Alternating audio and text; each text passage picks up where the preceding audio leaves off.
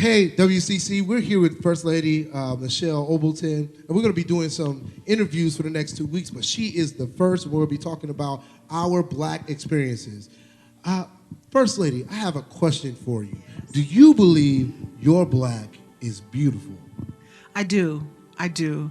And thank you so much for having me on today. Thank you for inviting me to share.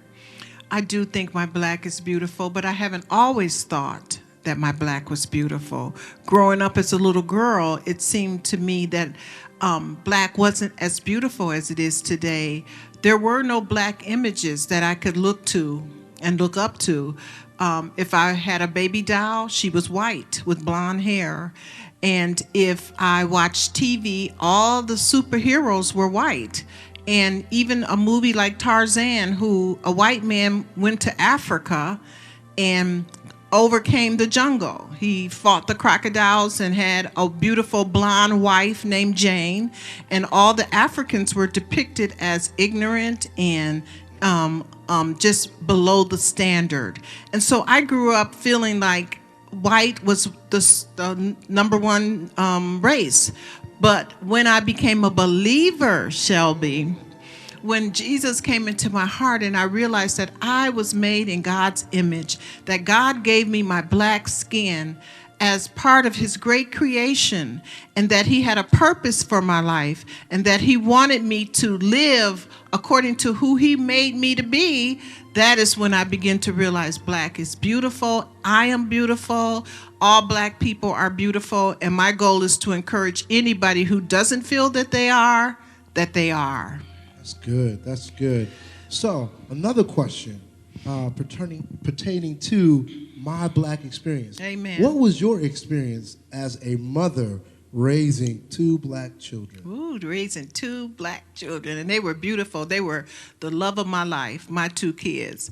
But I experienced a lot. Andrea's color hue was a little lighter than Shelby's, and I would even experience people looking at one, pitting one off the other because of the darkness of Shelby's skin versus Andrea's skin. And even in a small situation, that thing blows up on our community in bigger ways, where light-skinned is preferred and dark-skinned is looked down on. I wasn't going to have that, not as a mother, not with my 2 children. And so putting them in school was a challenge for me. I was a warrior for my children. I did not allow them to be anything second. Wherever they went to school, I was there. I was in the classroom. I was talking to the teachers. I was in the playground as a volunteer. I would volunteer so much they finally put me on the payroll and told me we might as well pay you for showing up. When they went to middle school, I worked in the office and served there. I even ran for school board because I wanted to inject my philosophy that my kids were significant. If there was a contest, Shelby and Andrea won. If there was any challenge, Shelby and Andrea was going to be there. Their name would be something that is really, really significant in the schools. So I fought for my kids when they got to a certain age, and I realized that they needed a change. I pulled them out of school and homeschooled them till they graduated. It's so funny because I told them, I'm going to homeschool you guys. And they said, our mom is not going to do that. And so the first day of school, they didn't go to school. I said, okay, let's sit down and let's have homeschool here at home. It was so funny because they began to realize, we aren't going to school with the rest of the kids. We are going to be homeschooled. And it was just a way that years went by until they finally finished school. So yes, I was a warrior for my kids. We appreciate that. Thank you very much for being there. Sometimes there are things that teachers didn't see that you saw. Oh yeah. That allowed, as a mother, you would go and talk to those teachers and tell them. Yes, I did. Look, yes, I my did. son is not slow. That's right. That's right. Because they had Shelby in the slow reading group when we first went to kindergarten. I said, oh no. I called my girlfriend who's a teacher. She sent me the same books that they're learning. Shelby, next thing I know, he was in the right reading group. You just got to be an advocate for your kids. You just have to. So I have another question. What was the moment in your life where you felt proudest to be Black? Wow. Wow. I would have to say, Shelby, and there's been some proud moments. You know, just marrying your dad was a proud moment. Okay, To have a husband to protect me and provide for me. That's true. But I think the one thing that stands out the most would be when Barack Obama became the president of the United States for 2 terms.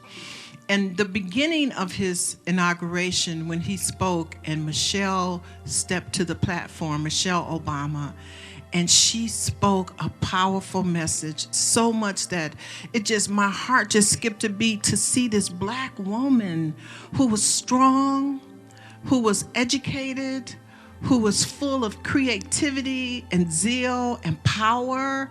When I saw Michelle Obama speak, I pulled my daughter in because I wanted her also to see another beautiful, black, powerful woman. That really was sort of like an epoch in my life as a woman of color. And since then, it's been so amazing for me to watch how God has been raising up women of color. Look at our vice president now, a woman of color. And God is doing a great work. He is in the business of raising us up, and I am so excited about that. We are survivors. We have survived so much, and now it seems like it's our season. It's our season as black women to be strong, to be powerful, to be educated, to be leaders, to be good leaders, to have integrity, to represent our race in a strong, strong way. So I am excited. That was a turning point for me. It gave me courage. Her name is Michelle Obama. My name is Michelle Obleton. There's a similarity there. And I just am so excited to be a black woman. I stand out. I want people to know I am not ashamed of who I am because I am a child of God. Amen. You're in the business of pouring into women. I heard that there's something special coming for women for WCC and those who are a part of the community that want to join in. Can you tell us a little more about that? If anybody knows about our women's ministry here at Waukegan Community Church, they also know that we're outside the walls of the church, that we really reach the community of women. And our ministry is called Wings, Women in Godly Services. And what we do is we represent service to the community, service to one another. We also have a ministry for young girls because we believe that the young girls are important too. And we want them to like us and to love us as they grow older. So we have what we call a winglet ministry and a wings ministry. But in our Wings ministry, we have a powerful Bible study. We also are authentic women. We're not gossips, phony, plastic. You know, when you come to our Bible study, we don't care who you are, where you've been. We don't care how low you lived or how high you live. We don't care what race you are. We just invite you because we are women looking for Jesus. And so our spring Bible study is getting ready to kick off February the 16th, and we're so excited about it. The theme for this spring is Lord, help. The road keeps changing. And what we mean by that is every time I go down, there's a shift. Life just keeps bringing us new challenges. But that's okay because we can do that with God. And so we have 7 women who are going to be speaking for 7 weeks, and each one of these women are powerhouses. We have a woman coming from North Carolina who's going to zoom in on us. We have Detroit, Michigan, Milwaukee, Houston, Texas, Maryland, Washington, D.C. These are women I couldn't pay to come. So this way we can do it on our Zoom, and they could still be in the comfort of their home, and we could be blessed by them. So I'm so excited.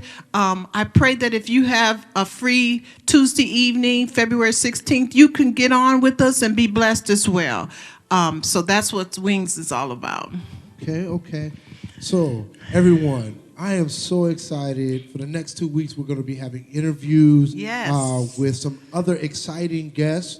But we had to start it off right the first Sunday with the First Lady, my mother. How about that? And First Lady Michelle Obleton. It's great to have you on. Thank you. Thank you. Give me a pound. Thank you. Thank you, Shelby. Thank you for joining us.